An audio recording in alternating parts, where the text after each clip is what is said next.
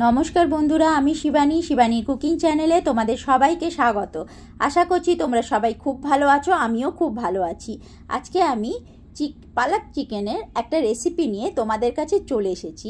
তো বন্ধুরা, পালক চিকেনটা আমি কিভাবে বানাচ্ছি সেটা দেখার জন্য প্রথম থেকে শেষ অবধি আমার সাথে থাকো।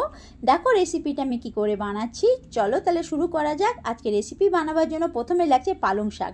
এখানে আমি 2 আটির মতন পালং শাক নিয়ে নিয়েছি, পুরো ফ্রেশ আছে আমার পালং শাকগুলো। আর নিয়েছি 500 গ্রামের মতন চিকেনগুলোকে বড় বড় টুকরো করে কেটে ভালো করে ধুয়ে পরিষ্কার করে নিয়েছি। এবারে এই চিকেনের মধ্যে আমি দেব একটা গোটা পাতিলেবুর রস। এ দেখো পাতিলেবুর রসটা আমি দিয়ে দিচ্ছি। পুরো একটা গোটা আমি পাতিলেবুর রস ব্যবহার করছি বন্ধুরা, যেহেতু আমার লেবুটা মধ্যে খুব একটা রস ছিল না, তবুও মানে একটা ব্যবহার করেছি আমি 500 গ্রাম চিকেনের মধ্যে। এ দেখো আমি রসটাকে দিয়ে দিলাম, মানে পাতিলেবুর রসটা এই ভালো করে নিংড়ে নিচ্ছি লেবুটাকে। এই যে এবারে আমি চিকেনটাকে পাতিলেবুর রসটা আমি দিয়েছি, এবারে ভালো করে চিকেনটাকে মাখিয়ে নিচ্ছি যাতে পাতিলেবুর রসটা গায়ে লেগে যায়। আর দিলাম একটুখানি লবণ দিয়ে ভালো করে মাখিয়ে নিলাম। এদিকে আমার মশলা লাগছে হলো দুটো পেঁয়াজকে 2 টুকরো করে কেটে মানে খোসা ছাড়িয়ে জল দিয়ে ধুয়ে পরিষ্কার করে নিয়েছি। আর লাগছে হলো একটা রসুনের পুরো কোয়াগুলোকে আমি খোসা ছাড়িয়ে পরিষ্কার করে নিয়েছি। আর 4টে কাঁচা লঙ্কা আমি নিয়েছি, ঝালটা তোমাদের ইচ্ছে মতো নিও। আর আমি বেশ অনেকটাই আমি গোলমরিচ নিয়েছি। এ দেখো তোমরাও তোমাদের হিসাব মতো নিও। আমি 10-15টার মতন গোলমরিচ নিয়েছি, আর হলো আদার টুকরো নিয়েছি। এবারে আমি ওই মিক্সির বাটিটার মধ্যে 4টে কাঁচা লঙ্কা দিয়ে দিচ্ছি। এ দেখো আদার টুকরোগুলো দিয়ে দিচ্ছি। আদা বেশি ব্যবহার করছি না বন্ধুরা, অল্প আদা ব্যবহার করছি। আর গোলমরিচগুলো দিয়ে দিলাম, গোলমরিচ কিছুটা ব্যবহার করেছি আমি 10-15টার মতন। আর হলো রসুনের কোয়া, মানে একটা গোটা রসুন আমি পুরো ব্যবহার করেছি। দেখো দিয়ে মিক্সির মধ্যে দিয়ে দিলাম, পুরো দিয়ে দিলাম আমি মিক্সির মধ্যেই। দেখো আর পেঁয়াজগুলোকে দেবো না, পেঁয়াজগুলোকে আমি কুচি কুচি কেটে নেবো।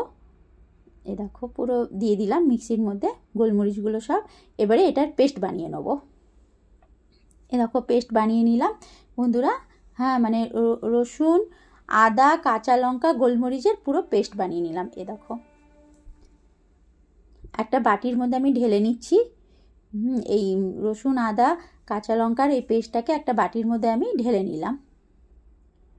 ভালো করে আমি মিক্সি বাটি থেকে কুড়িয়ে নিলাম। এ দেখো এদিকে আমার লাগছে সোমবারের জন্য জিরে লাগছে, গোটা জিরে, একটা দারচিনি লাগছে, মানে 2 টুকরো দারচিনি নিয়েছি, আর 3টে এলাইচি নিয়েছি, আর কস্তুরি মেথি নিয়েছি। দেখো কস্তুরি মেথি, এটা হলো একটুখানি কস্তুরি মেথি নিয়েছি, মানে 1 চামচের মতন। এটা ফোড়ঙে দেবো।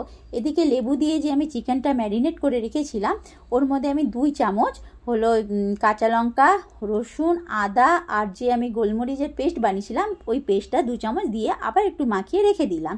এদিকে আমি 2টো পেঁয়াজকে কেটে নিচ্ছি। এ দেখো কুচি কুচি আমি কেটে নিচ্ছি এই পেঁয়াজ দুটোকে। আমি পেঁয়াজটা পিসবো না বন্ধুরা, আমি কুচি কুচি পেঁয়াজগুলো কেটে নিচ্ছি। সুন্দর করে পেঁয়াজগুলোকে আমি কুচি কুচি কেটে নিচ্ছি। দেখো আমার পেঁয়াজগুলো কাটা হয়ে গেছে। আমি মানে আধা কিলো মাংসের মধ্যে আমি 2টো পেঁয়াজ ব্যবহার করছি। পেঁয়াজগুলো আমার কুচি কুচি কাটা হয়ে গেল। আমি একটা প্লেটের মধ্যে পেঁয়াজগুলো উঠিয়ে দিলাম। এদিকে আমি গ্যাসটা জ্বালিয়ে নিলাম, একটা কড়াই বসিয়ে নিলাম। কড়াইটা গরম হয়ে গেছে, এবারে আমি সর্ষের তেল দিয়ে দিলাম। 2 টেবিল চামচের মতন সর্ষের তেল দিলাম। আমি খুব একটা বেশি সর্ষের তেল ব্যবহার করছি না, মানে বড় চামচে 2 টেবিল চামচ সর্ষের তেল দিলাম। আর জিরে, 3টে এলাচ আর দারচিনি, গোটা দারচিনি 2টো দিয়ে দিলাম। আর দিলাম হলো পেঁয়াজ, যে 2টো পেঁয়াজ কুচিয়ে রেখেছিলাম সেটাও দিয়ে দিলাম। ফোড়ঙে আমি দিলাম জিরে দিলাম, 3টে এলাইচি দিলাম, আর হলো দারচিনি দিলাম, আর দিলাম হলো বাস এটা ফোড়ঙে দিলাম। দিয়ে পেঁয়াজটা দিয়ে দিলাম, একটু নাড়াচাড়া করে কস্তুরি মেথিটাও দিয়ে দিলাম। এ দেখো কস্তুরি মেথিটা পেঁয়াজ দেওয়ার পর দেবে বন্ধুরা। প্রথমে এলাইচি দিয়ে দেবে, দারচিনি দিয়ে দেবে, গোটা জিরে ফোড়ঙে দিয়ে দেবে তেলের মধ্যে। তেলটা গরম হয়ে তারপরে হলো পেঁয়াজ দিয়ে দিলে, পেঁয়াজটা একটু নেড়ে চেড়ে তার মধ্যে কস্তুরি মেথি দিয়ে দিলে। আর এদিকে যে আদা, রসুন, কাঁচা লঙ্কা আর হলো গোলমরিচের যে পেস্টটা বানিয়েছিলাম ওই পেস্টটা পুরোটা দিয়ে দেবো, পেঁয়াজটা একটু নাড়াচাড়া করে। এরপরে চিকেনটা যে ম্যারিনেট করে রেখেছিলাম সেই চিকেনটাও দিয়ে দিলাম। এ দেখো এবারে চিকেনটাকে ভালো করে মশলাটার মধ্যে কষবো। তো বন্ধুরা, যে আমি হলো আদা, ফের কাঁচা লঙ্কা, একটা হলো রসুন, আর হলো এগুলোর যে একটা আমি গোলমরিচের একটা পেস্ট বানিয়েছিলাম, সেটা 2 চামচ আমি ম্যারিনেট করে রেখেছিলাম, মানে চিকেনের মধ্যে দিয়ে ম্যারিনেট করে রেখেছিলাম। আর বাকিটা মশলাটা আমি পেঁয়াজটা একটু ভাজা হওয়ার পর দিয়েছিলাম। আর এখানে দিলাম জিরে ধনের গুঁড়ো দিলাম।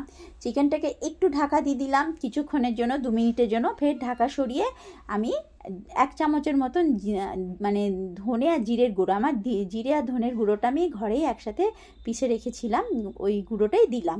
দিয়ে ভালো করে নাড়িয়ে নিলাম, নিয়ে আবার একটু ঢাকা দিলাম। ফের 2 মিনিটের জন্য ঢাকা দিয়ে গ্যাসটাকে মিডিয়াম আঁচে রাখলাম। ফের আবার ঢাকা দিয়ে রাখলাম 2 মিনিটের জন্য, মানে একটু ঢাকা দিয়ে আবার একটু খুলতে হবে, আবার নাড়াতে হবে এইভাবে। এদিকে আমি পালং শাক নিয়ে নিয়েছি বন্ধুরা, পালং শাকের পেস্ট বানিয়ে নিয়েছি দেখো।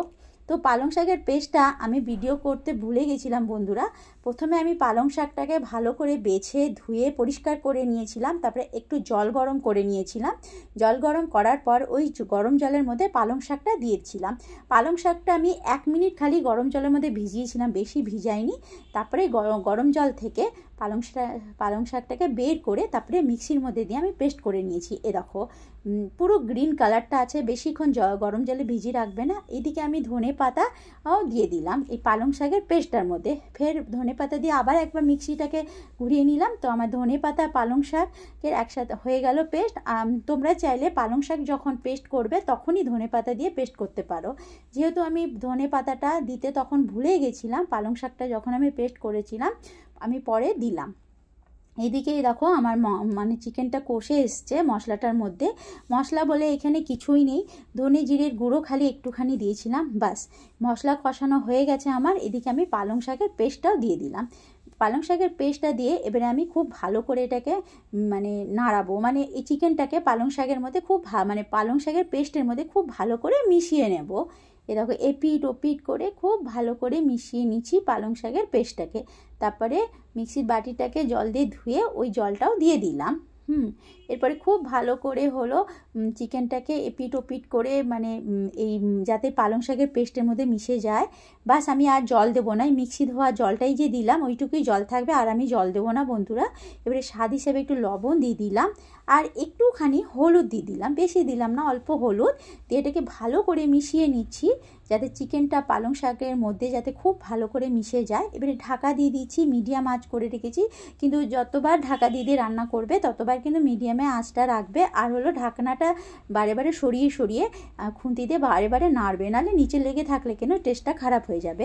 এভাবে আমি ঢাকনা দিয়ে ঢেকে পুরো চিকেনটা আমি রান্না করেছি। যখন চিকেনটা কষিয়েছিলাম তখনও আমি ঢাকনা দিয়ে চিকেনটা কষিয়েছিলাম। এখন পালং শাকের পেস্টটা দেওয়ার পরও আমি কষিয়েছি। আমার চিকেনটা সেদ্ধ হয়ে গেছে। আমি ওপর থেকে একটুখানি ক্রিম দিয়ে দিলাম বন্ধুরা।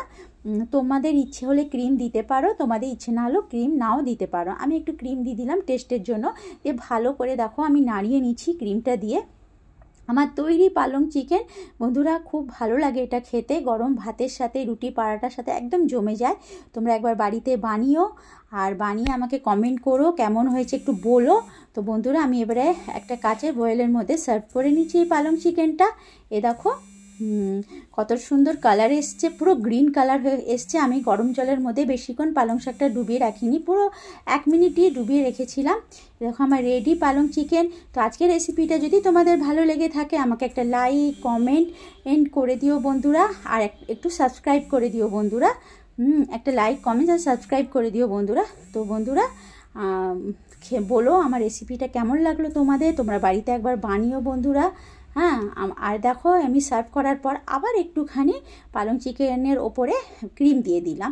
দেখতে কতটা সুন্দর লাগছে, খেতেও কিন্তু অতটাও টেস্টি হয়েছে বন্ধুরা। তো বন্ধুরা আজকের মতন টাটা বাই বাই, কালকে আবার এসে যাবো।